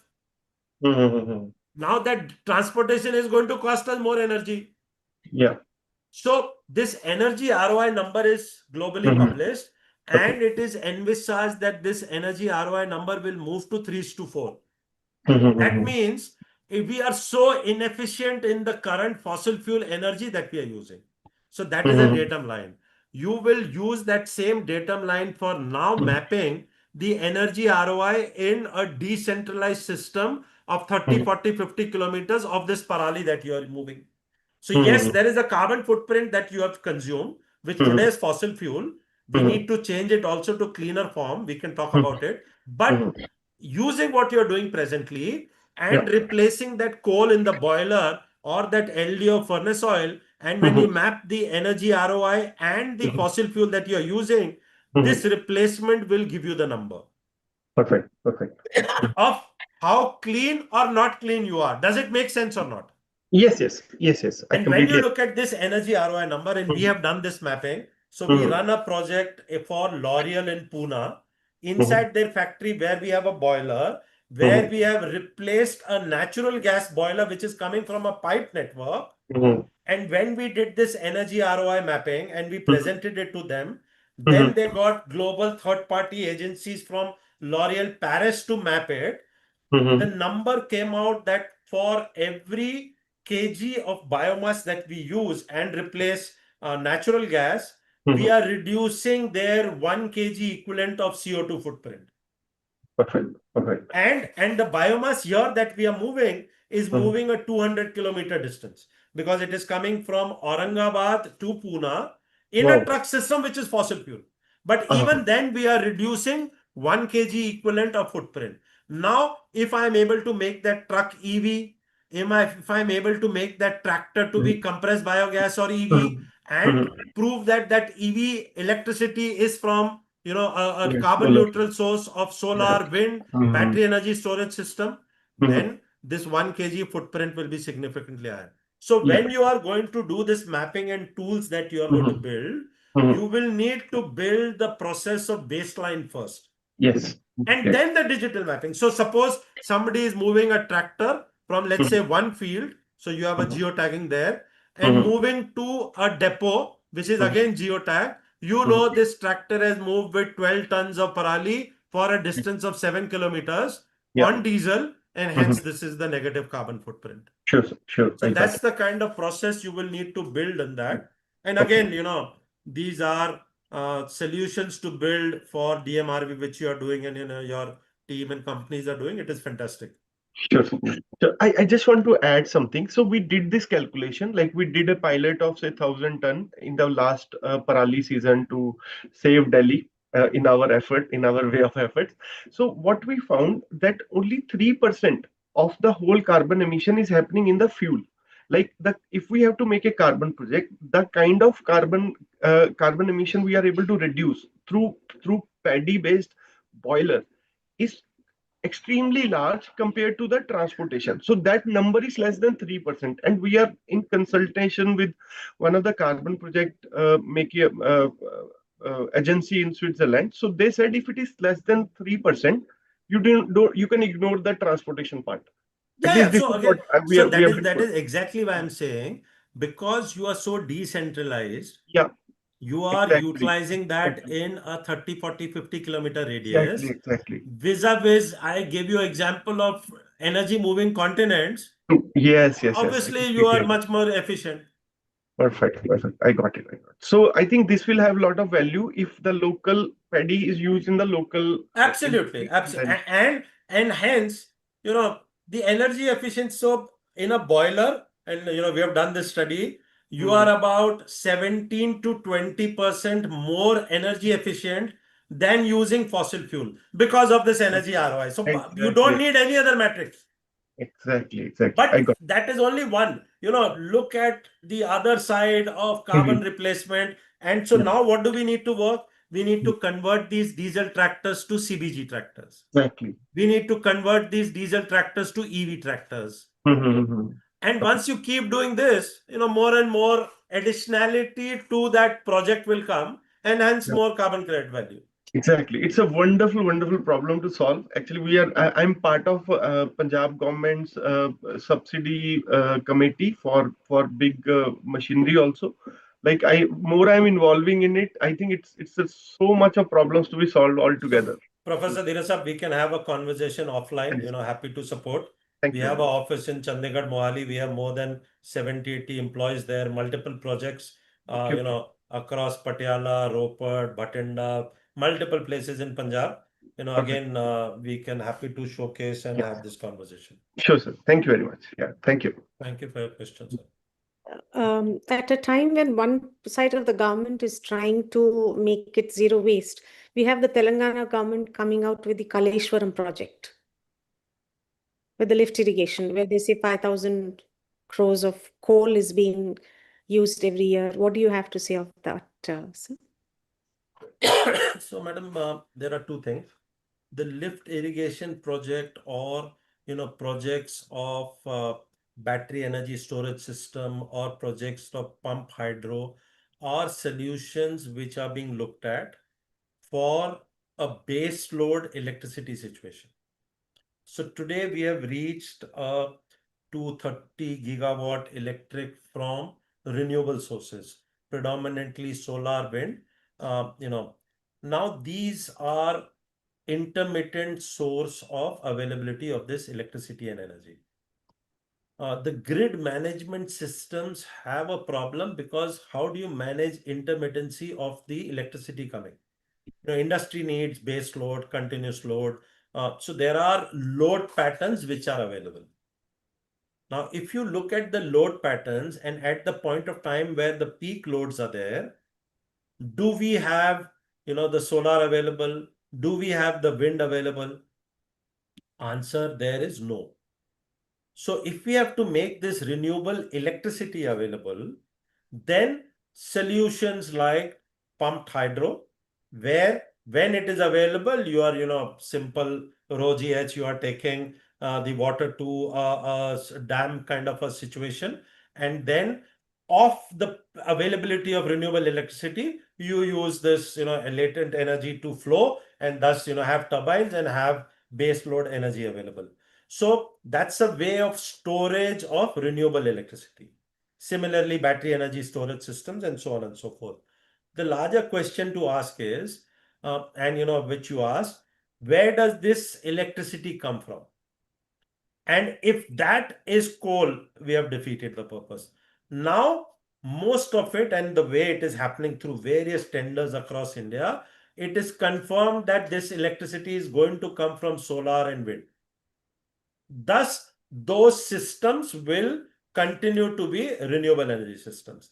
Now, the system that, or the project that you talked about in Telangana, unfortunately, I have not looked at it. But my understanding is, today governments will not build such systems based on fossil fuel. Very difficult. So, that 5,000 number that you gave of the energy there, should be based on renewable electricity sources. But unfortunately, it is not. And the unfortunate part is even the water which is lifted is used for paddy in areas like where there is no water. So, ma'am, I think it would be more linked to be irrigation project, to make water available for areas where there is no water available, and thereby, such systems or such projects get done. And unfortunately, sustainability is not the only criteria, but social causes or, developmental projects, infrastructure development also become overriding factors for governments to do projects. So it's a very difficult proposition where we have to develop, and that development needs significantly higher energy. And where do we get that energy? As a country, we are an energy deficient country. We import all our energy. So if government start looking at such projects built with sustainable energy solutions, would be better.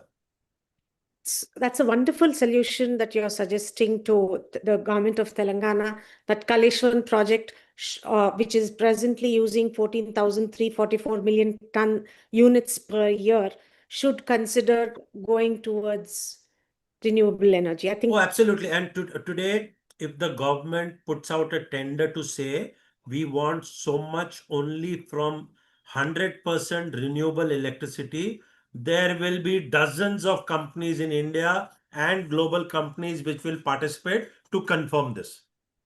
wonderful solution. Confirm, absolutely no problem at all. There are tenders happening across India for 100% base load confirmed, renewable electricity. And these are what is called as RTC tenders, round the clock renewable energy tenders, RTC-RE, which is a combination of wind, solar, hydro, pumped hydro systems, battery energy storage systems from 100% renewable sources only. And large companies are doing these projects. So even if Telangana government doesn't have the wherewithal or the capital to do it themselves, they only need to come out with a tender to say this is confirmed, we will buy. And the numbers of such, today on a pan-India basis, such renewable electricity is ranging somewhere around 3 rupee 25 paisa to 3 rupee 50 paisa, which is fantastic, one of the lowest in the world. Fantastic. Okay. The next question is from Mr.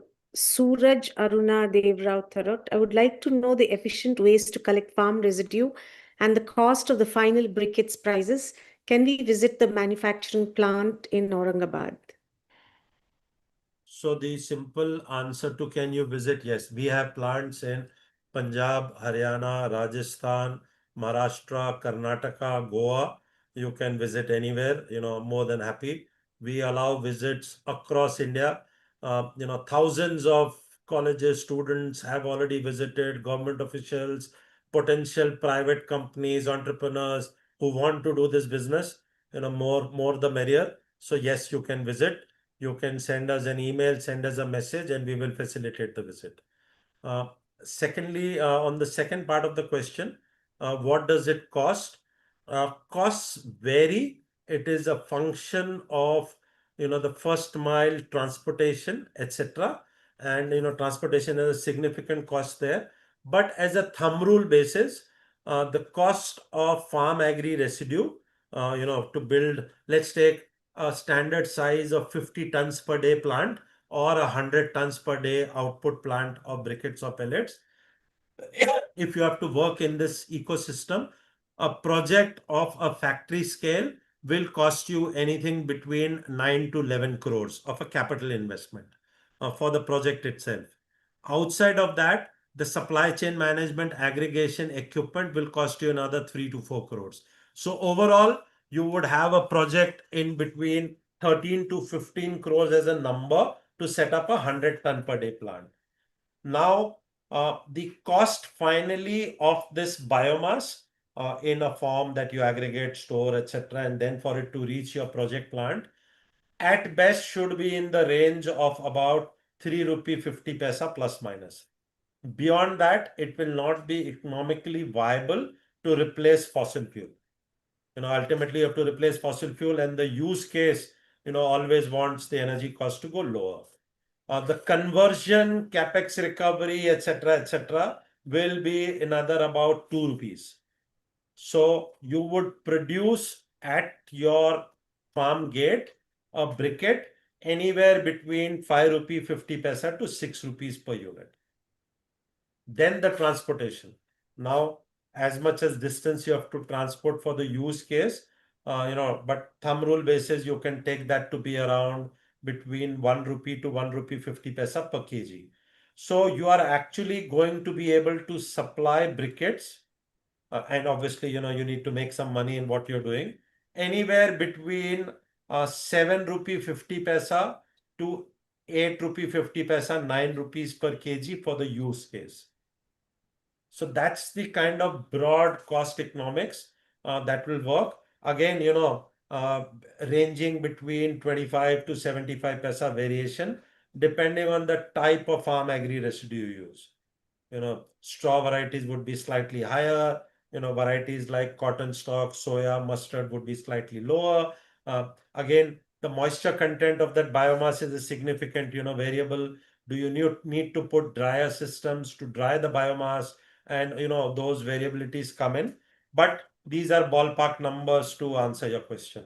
I just saw one of my colleagues is on the call, and he has put the Project 42 presentation on the chat box. So anybody who wants to download can do that. Now the government, they're saying, has made it possible for people to sell energy without. Can you explain that more?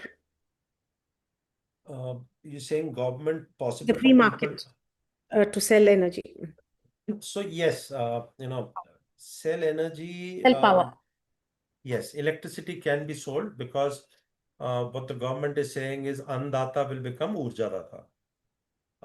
Also, if you are able to do rooftop solar, you are able to do rooftop mini winds, you will be able to generate electricity. This electricity actually becomes a replacement, because you are going to be grid connected, and thereby it is a set off. So you're actually generating that electricity, consuming it, and there is a transfer pricing structure. So basically you will generate this electricity using your building rooftop or your office rooftop, or the farmers, the Kusum scheme, where on a 1090 basis the government is funding, thereby allowing a farmer to have solar panels on their farmland. It could be at a height, it could be on the embankments of the farmland, and produce electricity and sell it to the government. So there such schemes of the government are supporting large scale electricity generation to happen in a small decentralized way, but the accumulated numbers are pretty large. So it is possible to sell. Oh yes, absolutely. And each house can sell electricity. You are consuming, it's a net metering. That's what it is called. So suppose your house is consuming, I'm just giving you an example, an electricity bill of 10,000 rupees per month at whatever rate. It is based on your consumption pattern. Up to a particular consumption, there is a particular rate. Above that consumption, there is more, etc., etc. All that you generate will become a net metering, will get net off. So let's take a month where you travel out and you're not going to consume electricity, but your solar panel is still going to generate. So in that month, you could actually be earning rather than paying an electricity bill.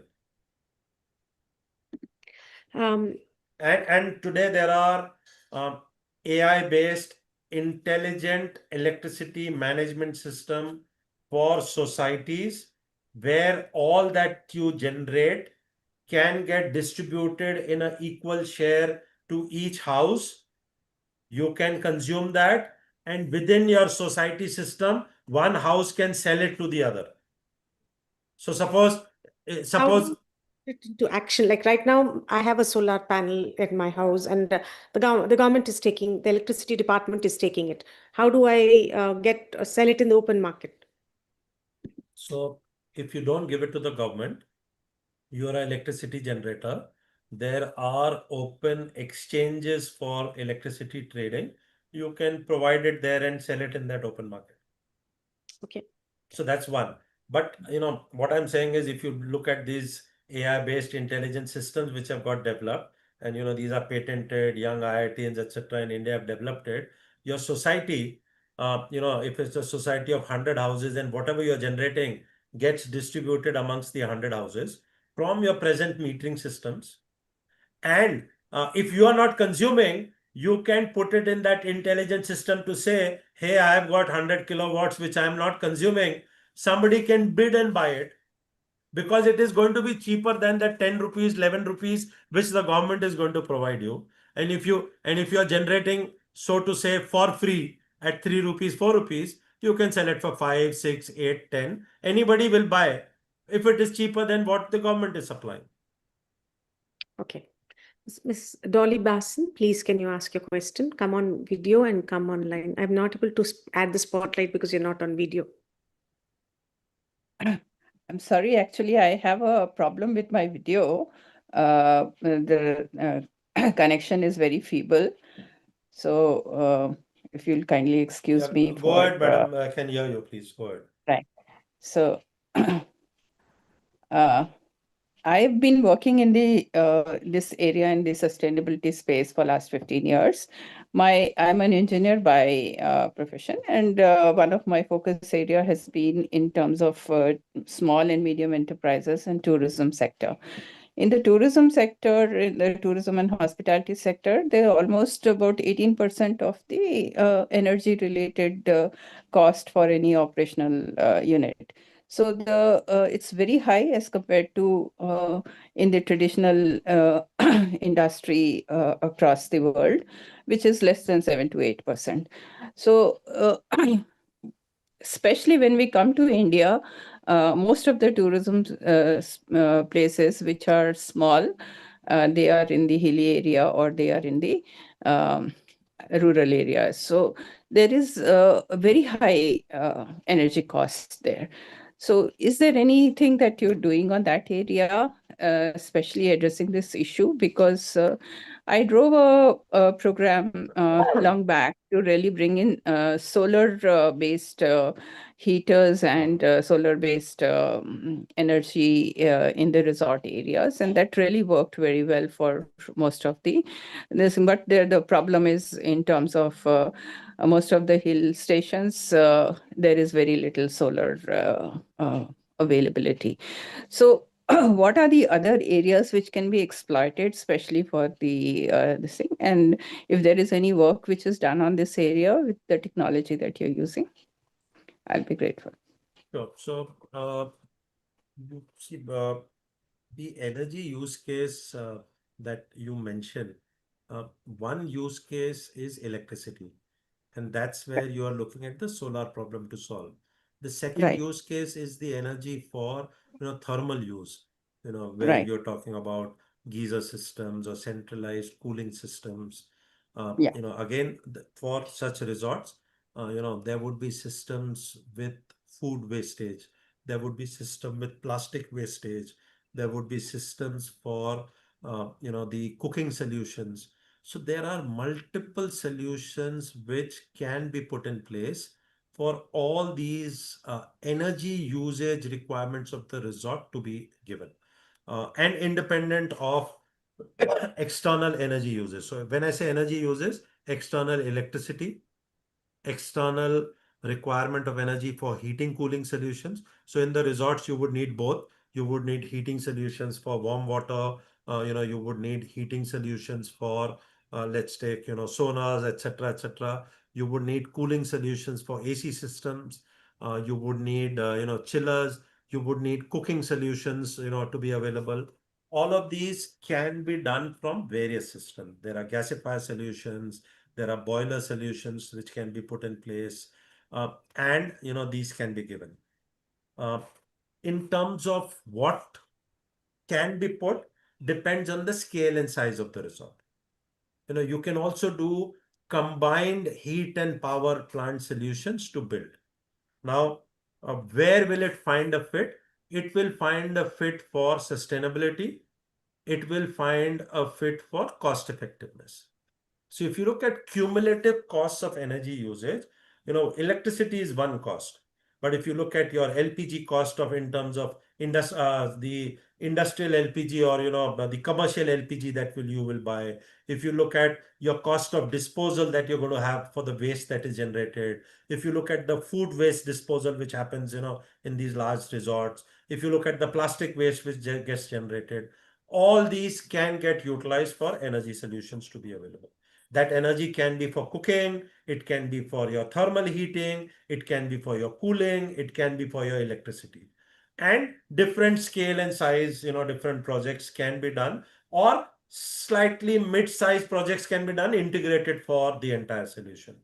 The second part of the question, if we have specifically done it, we have looked at engagement with multiple such resorts, hotels, Taj, hotel resorts which want to practice ecotourism, etc.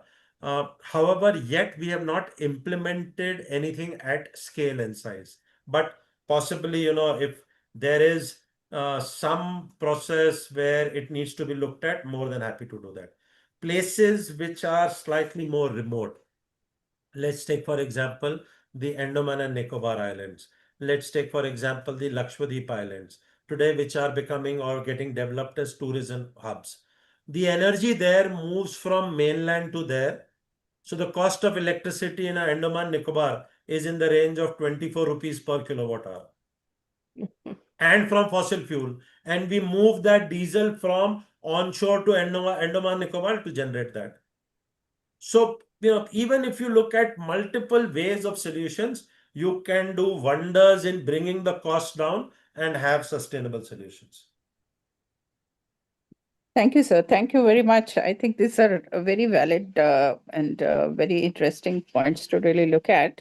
I've been personally looking at trying to really look at agriculture waste. That's the reason why I asked if there is any, because agriculture waste and especially the food waste, which is getting generated in the fields, as well as in the local ecosystem, can be basically used as an input towards this thing. So these are some thoughts that I had, but I haven't really worked extensively on this. We did work on solar, but not much on the other residue-based agriculture residue-based work. So we So can have conversations offline. Happy to help.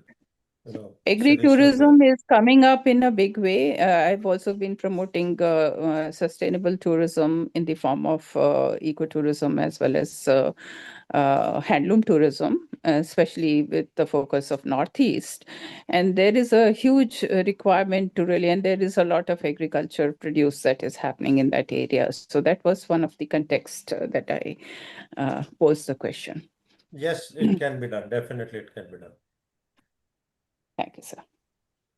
Okay, thank you. This is a question from Mr. Subramanya Prasad Surupaneni. Excellent, Colonel Ahuja ji. You have not only given sustainable alternatives and possibilities to be explored further, but also, like the Aurangabad case, quantified the benefits. Very optimistic indeed. SATAT scheme was introduced by the government in 2018, which inter alia expected about 5,000 CBG plants to be implemented across the country. Looking back, do you think we have achieved the desired results? I mean, are they enough takers, positive contributors? So, the SATAT scheme is the sustainable alternative transportation. So basically, it is to generate compressed biogas or bio-CNG, which is the same molecule as the CNG, which is being bought and going through the pipe network systems across India. So this is a scheme, yes, launched in 2018. The first, or what the government had said was 5,000 projects of scale and size to be done, of 15 tons per project, and overall of 15 million metric tons of CBG generation and consumption to be done. At the end of the first 5 years of the scheme, the number of projects which were there on the ground were 48, less than 1%. So from a implementation perspective and desired results, I think we failed miserably. Uh, but there are multiple reasons of why that situation. The upstream supply chain management of feedstock, the source separation of municipal solid waste organic fraction, the costs around it. The second part, in terms of the midstream technological construction intervention of compressed biogas assets to happen, capital allocation there, banking sector to come in, conversion ratios depending on type of feedstocks, paddy straw to a conversion, cotton stock to a conversion, municipal solid waste to a conversion, the financial modelings around it and build up. All of that is progressive and happening. Today, where we have 172 of such CBG plants which are up and running. Unfortunately, most of them are not running to optimal capacity. Again, for various reasons. It's not that people don't want to run it, but the upstream supply chain management, costing, midstream asset management, the way they have been built. One must also understand that this is a biological chemical reaction. You're talking about bacteria to be consuming the substrate material in terms of the organic fractions of agriculture residue or municipal solid waste, converting it to gas, then looking at chemical processes for that gas, which comes in various forms to get upgraded to methane above 99.6% for it to get injected into a pipeline or moving in the cascade. And also then the market pricing at which this gas is to be sold. All of that is developing. But, again, I would like to be optimistic here. Government has recalibrated the target for the next 5 years from 2023 to 2028. So extended the Satat scheme. I don't think we will still reach the 5,000 because we are at 172 projects. We are already in 26, another about 2.5 years to go. But there is tremendous optimism across India for these CBG projects of Satar to come. The largest player in this segment today is Reliance. Mr. Mukesh Ambani himself in 2 successive AGMs has spoken about these CBG plants and what they are doing in this Satat scheme. They have signed up and it's a public announcement to do 500 projects in Andhra Pradesh on CBG generation. The announcements that Reliance has made is that they would do 1,000 projects pan India. So and presently also out of these 172 that I'm talking about, more than 56 projects are Reliance and 50 more are under construction at various stages. So large corporates like Reliance have got into this scheme. Adani is also there. All the oil marketing companies, public and private, are there, and many more are joining this Satat scheme. Still, there is a lot in terms of pricing, regulation, process, technology. Everything needs to be put in place, but it should happen. And overall, I would say from a 100 marking number, we are at 2025. We can definitely move towards the 100. So that's on the Satat scheme as a response. I also read that there is a follow-on question, which is on carbon capture, where you've said that dominating global concerns in the pollution scenario in recent times, starting with dangers of SO2 emissions and particulate matter, etc. Again, I have spoken about carbon capture earlier.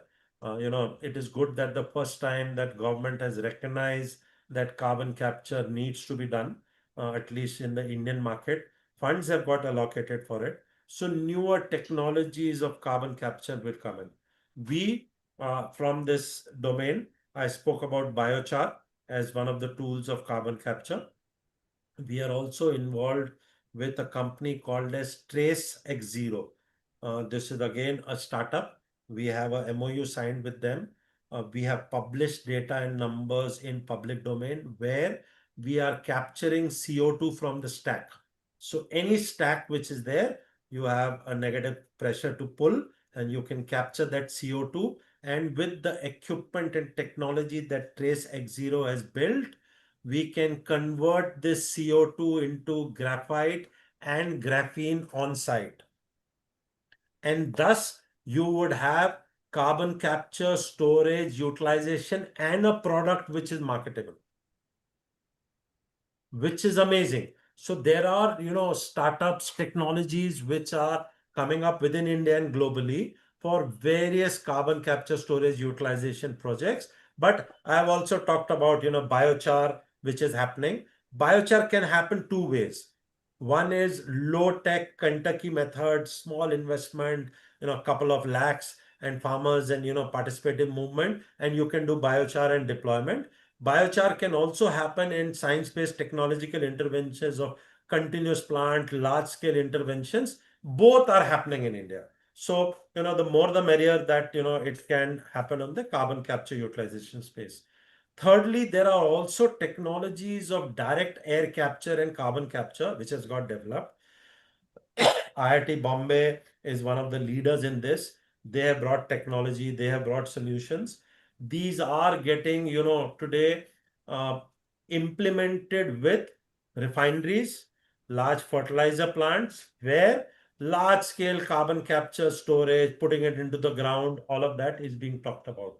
Again, if there is a value for capturing that carbon and putting it into the ground, definitely there should be a higher value of converting it into a product and using it.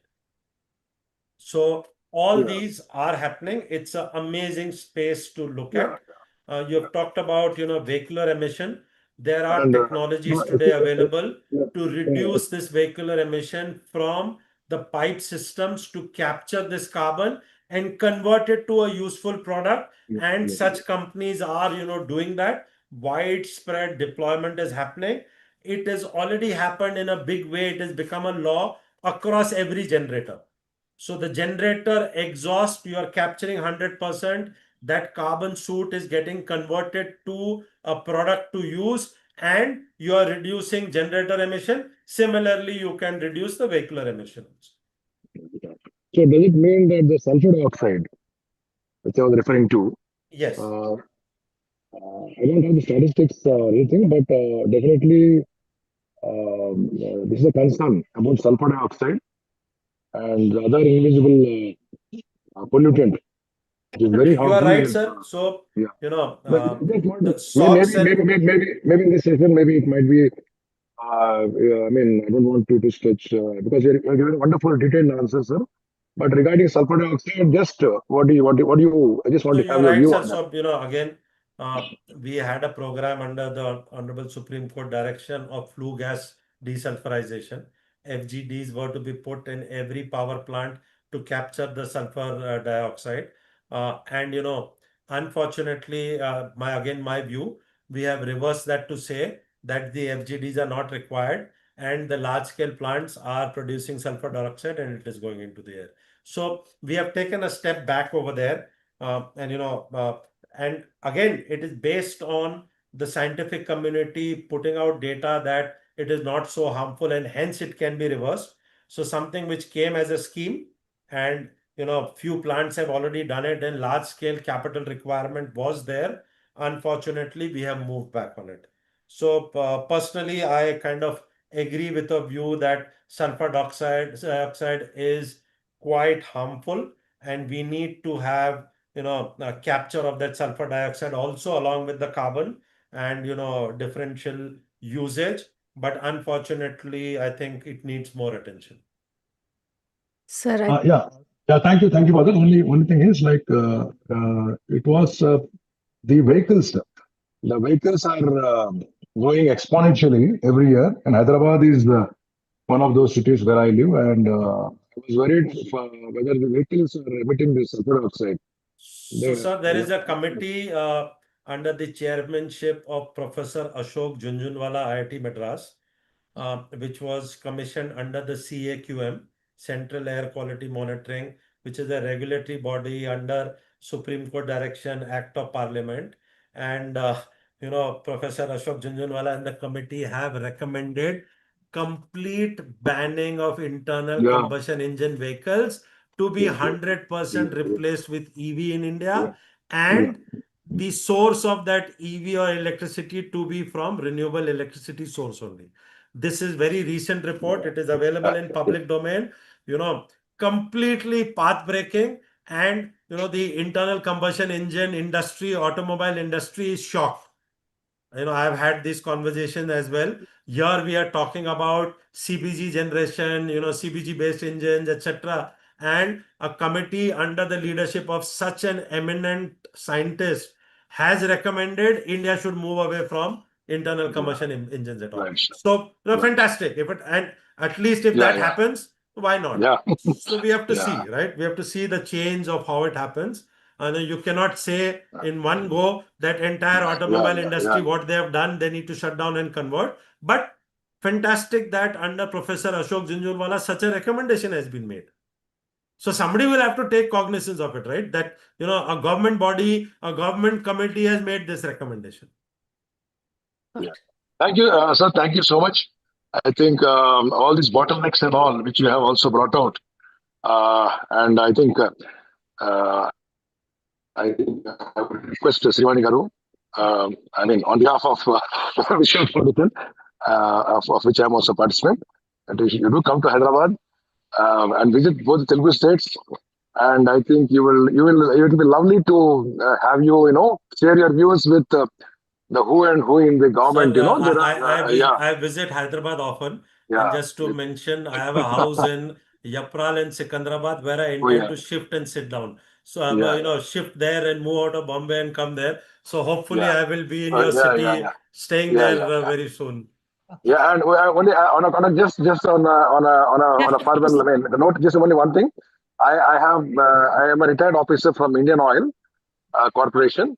So, and let me tell you, sir, I believe Indian Oil is doing their bid for the Green Hydrogen Fund. I'm sure you are aware, and I hope yes, just better. Yeah. So, wonderful, sir. Thank you so much. It was great. Thank you, sir. Thank you. We really run out of time. Thank you so much to all the participants. I'll just quickly talk about the upcoming talks. We have a talk by Mr. Naveed Khan. He's talking about carpets and the silk routes. The date is on 28th February, as usual, from 11 a.m. to 12 p.m. and then followed by Q&A. We have another speaker, Miss Deepika Kinhal. What is ODR, online dispute resolution? She's from the Center for Online Dispute Resolution, and the date is 7th March 2026, 11 a.m. to 12 p.m. With this, I'd really like to thank Colonel Monish Ahuja. That was a very, for me, it was an inspiring talk. The country is moving towards sustainable energy, and it was very kind of you to come and really talk about it. This is the need of the hour. Thank you so much. And thank you so much, Shani Madam. Thank you, Vishwa Talks, for inviting me for the second time. So, when your team reached out again, I was happy and, overjoyed that I have another opportunity to talk to, people. So, again, really appreciate it. Thank you so much. Thank you to all the audience for patiently waiting for so long to get your queries answered. Because of you, so many other people have gotten so much of awareness. And thank you to the Vishwa team for the wonderful talk you're conducting in spite of all the breakdowns you'll face. Over to you. Thank you so much. Thank you so much, sir. Thank you for joining us. Thank you so much for your time. The knowledge you've shared is invaluable. And I'd like to thank all of the participants who are with us up until now. If anybody's missed any part of this webinar, I'd like to share the link of this particular talk with you in the chat box. I'd like to request sir to join into the breakout room link that you will see shortly on your screen. And I'll see you there soon. Thank you. With that, thanks so much. Thank you. I request all of the participants to register for the talks that are coming next week and for the rest of that. Thank you for joining us. Hope to see you next week again.